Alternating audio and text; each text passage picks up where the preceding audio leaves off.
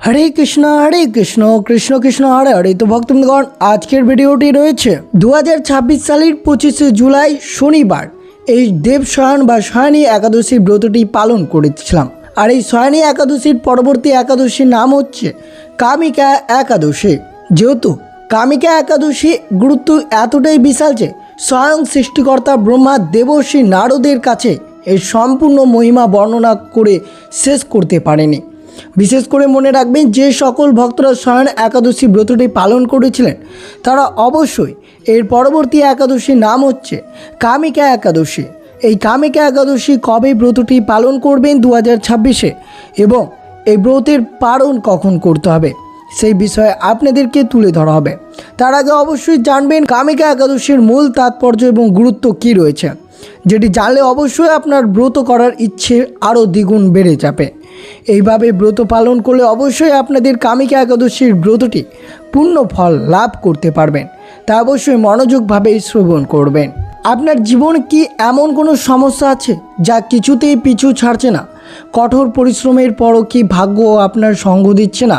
যদি আমি বলি শ্রাবণ মাসের পবিত্র তিথিতে আসা মাত্র একটি দিন আপনার জীবনের সমস্ত পাপ, সমস্ত নেতিবাচক এবং বাধাকে দূর করে দিতে পারে।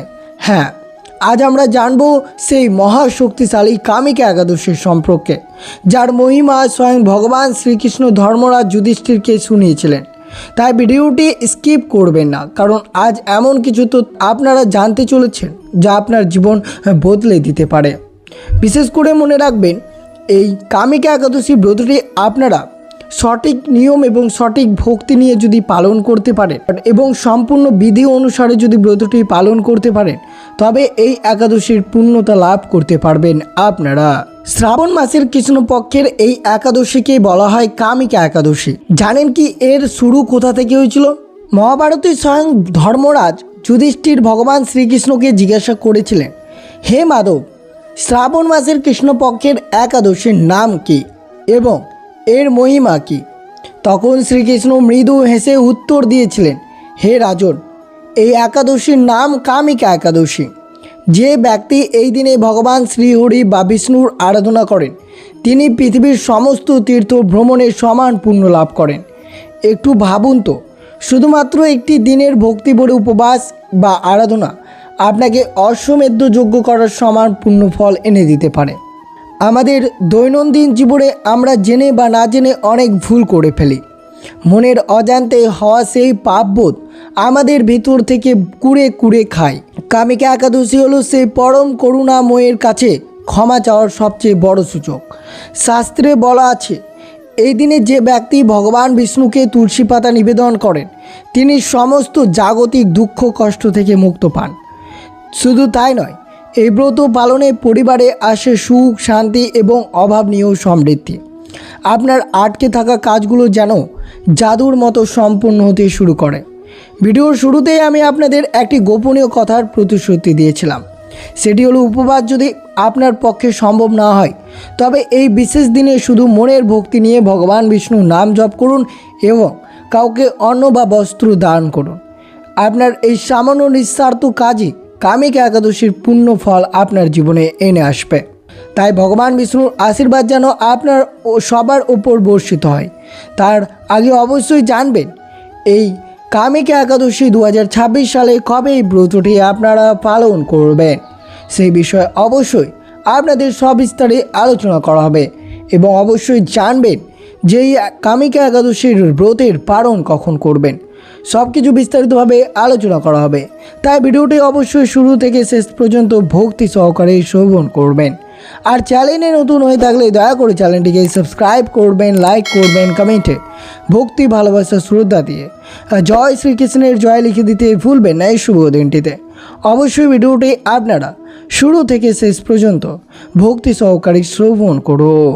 ব্রহ্মবৈবর্ত পুরাণ অনুসারে স্বয়ং ভগবান ব্রহ্মা দেবর্ষি নারদকে কামিকা একাদশীর মহিমা শুনিয়েছিলেন। শ্রাবণ মাসের এই পবিত্র দিনে ভগবান বিষ্ণুর শ্রীধর রূপের পুজো করা হয়। এর সবচেয়ে বড় তাৎপর্য হলো এটি আত্মশুদ্ধির দিন। সারা বছর আমাদের মনে যে রাগ, অভিমান বা নেতিবাচক চিন্তার জন্ম হয়, কামিকা একাদশীর উপবাস সেই সমস্ত মানসিক ময়লা ধুয়ে মুছে অনেক আয়নার মতো পরিষ্কার করে দেয়। এবার আমরা জানব ব্রত পালনের অসীম নিয়ম। তার আগে অবশ্যই শ্রবণ করব এই কামিকা একাদশী 2026 সালের কবে পালন করবেন, সেই বিষয়টি আপনারা অবশ্যই মনোযোগভাবে শ্রবণ করবেন।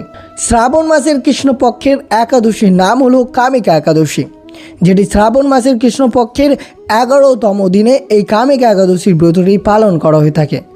যে সকল ভক্তরা শয়ন একাদশী ব্রতটি পালন করেছিলেন, শয়ন একাদশীর পরবর্তী অর্থাৎ এই কামিকা একাদশী ব্রতটি পালন করতে হবে 9 আগস্ট 2026 রবিবার। এই ব্রতটি আপনাদেরকে পালন করতে হবে এবং ঠিক পরের দিন অর্থাৎ 10 আগস্ট সোমবার এই ব্রতের পালন করতে হবে। পালনের সময় রয়েছে বাংলাদেশ ও ঢাকা পালনের সময় সকাল 5:32 থেকে 8:32 পর্যন্ত। ভারত ও কলকাতা পালনের সময় রয়েছে সকাল 5:11 থেকে 8:03 মধ্যে। সকল ভক্তদেরকে এই ব্রতের পালন করতে হবে। তবে অবশ্যই আপনারা শ্রবণ করলেন 2026 সালের 9 আগস্ট রবিবার এই কামিকা একাদশীর ব্রতটি আপনাদেরকে ভক্তিনিষ্ঠা সহকারে পালন করতে হবে। এই শুভ দিনে পালন করলে তবে আপনার ব্রতটি সুসম্পন্ন হবে।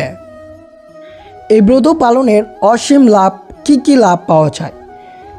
জ্ঞানে বা অজ্ঞানে আমরা অনেকেই ভূত ফেলি। ভগবান শ্রীকৃষ্ণ বলেছেন এই কামিকা একাদশীর ব্রত পালন করলে মানুষের সমস্ত পাপ কর্ম ঠিক সেইভাবে ভস্ম হয়ে যায়, যেভাবে একটি ছোট্ট দেশলাইটের কাঠি পুড়ে জঙ্গলের শুকনো কাঠকে পুড়িয়ে ছাই করে দেয়। আটকে থাকা কাজ খুব সহজেই সাফল্য হয়।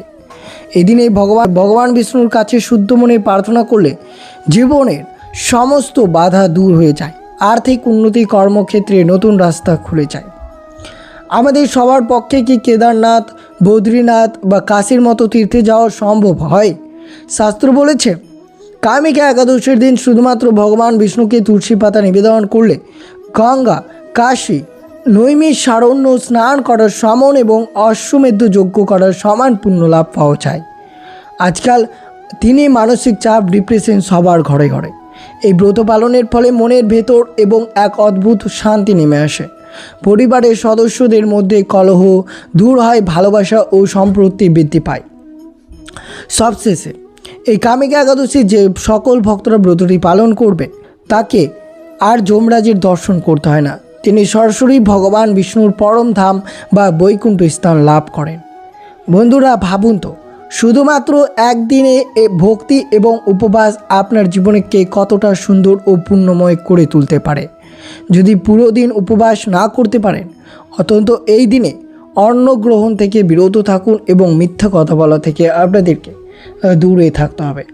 এরপর অবশ্যই শ্রবণ করবেন এই একাদশী ব্রত পালন কিভাবে করবেন। তা অবশ্যই সঠিক নিয়মে ব্রত পালন করলে তো অবশ্যই আপনার ব্রতটি পূর্ণ লাভ অবশ্যই পাবে। আমরা সবাই জানি একাদশী ব্রত পালন করলে জীবনের সমস্ত পাপ নষ্ট হয় এবং হাজার অশ্বমেধ যজ্ঞের সমান পুণ্য লাভ হয়। কিন্তু যদি আমাদের নিয়ম সঠিক না হয় তবে কি এই ব্রতের সম্পূর্ণ ফল আমরা পাবো? অনেকেই ভাবেন একাদশী করা মানেই সারাদিন না খেয়ে শরীরকে কষ্ট দেওয়া। একদমই না। আজ আমি আপনাদের একদমই সহজ ভাষায় ধাপে ধাপে বুঝিয়ে দেব কিভাবে সঠিক নিয়মে একাদশী পালন করতে হয়, যাতে আপনার শরীরও সুস্থ থাকে এবং ভগবান শ্রীহরির অশেষ কৃপা লাভ করা চাই। ভিডিওটি শেষ পর্যন্ত অবশ্যই দেখবেন, কারণ শেষে আমি ব্রত ভঙ্গর বা পালনের এমন একটি নিয়মের কথা বলবো যা ভুল করলে সম্পূর্ণ ব্রত অসম্পূর্ণ থেকে যাবে। একাদশীর আগের দিনের প্রস্তুতি অর্থাৎ দশমী দিন। আপনারা হয়তো অনেকেই জানেন না, একাদশীর নিয়ম মূলত আগের দিন অর্থাৎ দশমী তিথি থেকে শুরু হয়ে যায়। দশমীর দিন সূর্যাস্তের পর ভারী খাবার গ্রহণ করা থেকে বিরত থাকতে হবে। এই দিনটি আমিষ খাবার, পেঁয়াজ, রসুন, মসুর ডাল সম্পূর্ণ বর্জন করে শুদ্ধ ও সাত্ত্বিক আহার গ্রহণ করতে হবে, যাতে পরের দিন একাদশীতে আপনার শরীর ও মন একদম পবিত্র থাকে। একাদশীর দিন সকালের সংকল্প। এবার আসি মূল একাদশীর দিনে। সকালে সূর্যোদয়ের আগে ঘুম থেকে উঠে স্নান করে শুদ্ধ বা পরিষ্কার বস্ত্র পরিধান করুন। এরপর আপনার বাড়ির ঠাকুর ঘরে আপনার বিষ্ণু বা শ্রীকৃষ্ণের মূর্তির সামনে একটি ঘিয়ের প্রদীপ জ্বালিয়ে হাত জড়ো করে সংকল্প করুন। মনে মনে বলুন, হে প্রভু, আজ আমি ভক্তি ভরে তোমার উদ্দেশ্যে এই একাদশী ব্রত পালন করছি। আমাকে এই ব্রত সম্পন্ন করার শক্তি দাও। এরপর তুলসী মহারানীকে প্রণাম করিয়ে জল নিবেদন করুন। কি খাবেন এবং কি খাবেন না, সবচেয়ে বড় প্রশ্ন একাদশীতে কি খাওয়া যাবে আর কি খাওয়া যাবে না। একাদশীতে যে কোনো ধরনের অন্ন বা শস্যদানা, চাল, গম, ডাল, সরষা বা ভুট্টা জাতীয় খাবার সম্পূর্ণ নিষিদ্ধ। যারা নির্জলা বা জল ছাড়া উপবাস করতে পারবে না তাদের চিন্তার কোনো কারণ নেই। ভগবান কেবল আপনার ভক্তি দেখতে চান। আপনি অনায়াসে যে কোনো ফল, দুধ, সাবুদানা, বাদাম বা সেদ্ধ আলু খেতে পারেন। মনে রাখবেন, শরীরকে অতিরিক্ত কষ্ট দিয়ে ব্রত করলে মন ভগবানের বদলে খাবারের দিকেই বেশি পড়ে থাকে। তাই নিজের শরীরের সামর্থ্য অনুযায়ী ব্রত পালন করুন। সারাদিনের মানসিক ব্রত। একাদশী শুধু না খেয়ে থাকার দিন নয়, এটি হলো নিজের আত্মাকে শুদ্ধ করার দিন।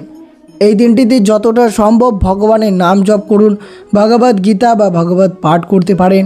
সবচেয়ে গুরুত্বপূর্ণ হলো এই দিনটিতে রাগ করা, পরনিন্দা বা অন্যের সমালোচনা করা এবং মিথ্যা কথা বলা থেকে নিজেকে পুরোপুরি দূরে রাখুন। তবে আপনার ব্রত ভেতর থেকে সার্থক হবে। এবার আসি সবচেয়ে গুরুত্বপূর্ণ ধাপে। একাদশীর পরের দিন অর্থাৎ দ্বাদশীতে একটি নির্দিষ্ট সময়ের মধ্যে ব্রত ভাঙতে হয়। একে শাস্ত্রে বলা হয় পারণ। পারণের নির্দিষ্ট সময়ের মধ্যে স্নান করে ভগবানকে অন্ন ভোগ নিবেদন করুন। তারপরে সেই প্রসাদ গ্রহণ করে ব্রত সম্পূর্ণ করতে পারেন। পারণের সঠিক সময় বা পঞ্জিকা বা ক্যালেন্ডারে দেওয়া থাকে। নির্দিষ্ট সময়ে পারণের পর করলে কিন্তু একাদশীর সম্পূর্ণ ফল পাওয়া যায় না। বন্ধুরা, দেখলেন তো একাদশী পালন করা কতটা সহজ। এই হলো ভক্তি আর ভালোবাসার উৎসব। তো অবশ্যই সকল ভক্তরা 9 আগস্ট রবিবার এই কামিকা একাদশীর ব্রতটি ভক্তিনিষ্ঠ সহকারে পালন করবেন এবং ঠিক পরের দিন অর্থাৎ 10 আগস্ট সোমবার এই ব্রতের পালন করতে হবে। তো অবশ্যই যে সকল ভক্তরা এই শুভ দিনে ব্রতটি পালন করবেন তারা অবশ্যই ব্রতের পূর্ণ ফল লাভ করতে পারবেন। অবশ্যই শ্রবণ করলেন কবে একাদশী ব্রতটি পালন করবেন। এবার অবশ্যই কামিকা একাদশীর ব্রত কথাটি আপনারা আজকের দিনে ভক্তি সহকারে শ্রবণ করুন। তাতে আপনার ব্রতটি সুসম্পূর্ণ অর্থাৎ পূর্ণ ফল লাভ করতে পারবেন। বন্ধুরা, হিন্দু শাস্ত্রের সবচেয়ে বড় পাপ হিসেবে গণ্য করা হয় ব্রহ্মা হত্যা বা কোনো ব্রাহ্মণকে হত্যা করাকে। কিন্তু যদি আমি আপনাদের বলি, এমন একটি দিন আছে যার ব্রত কথা ভক্তি ভরে শ্রবণ করলে এই ব্রহ্মা হত্যার মতো ভয়ঙ্কর মহাপাপ খণ্ডন হয়ে যায়। হ্যাঁ, আজ আমরা জানবো কামিকা একাদশীর সেই ঐশ্বরিক ব্রত কথা, যা স্বয়ং সৃষ্টিকর্তা ব্রহ্মা দেবর্ষী নারদকে শুনিয়েছিলেন। গল্পটি শেষ পর্যন্ত শুনবেন, কারণ এই পবিত্র কাহিনী শ্রবণ করা মাত্রই অশ্বমেধ যজ্ঞের সমান পুণ্য লাভ পাওয়া যায়। পৌরাণিক যুগে এক গ্রামে এক অত্যন্ত ধনী কিন্তু বদমেজাজি জমিদার বাস করতেন। তার ধন সম্পদের অহংকার ছিল প্রবল। একদিন কোনো এক তুচ্ছ বিষয় নিয়ে গ্রামের এক নিষ্ঠাবান ব্রাহ্মণের সাথে তার প্রবল বিবাদ শুরু হয়। রাগের মাথায় জমিদার নিজের হিতাহিত জ্ঞান হারিয়ে ফেললেন এবং তাকে এমনভাবে আঘাত করলেন যে ঘটনাস্থলে সে ব্রাহ্মণের মৃত্যু হলো। মুহূর্তের ভুল জমিদার এক ভয়ঙ্কর পাপ করে বসেন, তা হচ্ছে ব্রহ্মা হত্যা। যখন তার রাগ কমে আসে তখন তিনি গভীর অনুশোচনায় ভেঙে পড়েন। তিনি ব্রাহ্মণের সৎকার এবং নিজের পাপের প্রায়শ্চিত্ত করতে চান, কিন্তু গ্রামের সমস্ত সাধু ও ব্রাহ্মণের তাকে সমাজচ্যুত করেন এবং তার বাড়িতে জল গ্রহণ করতে অস্বীকার করেন। পাপের ভারে জর্জরিত জমিদার বুঝতে পারেন না তিনি কি করবেন।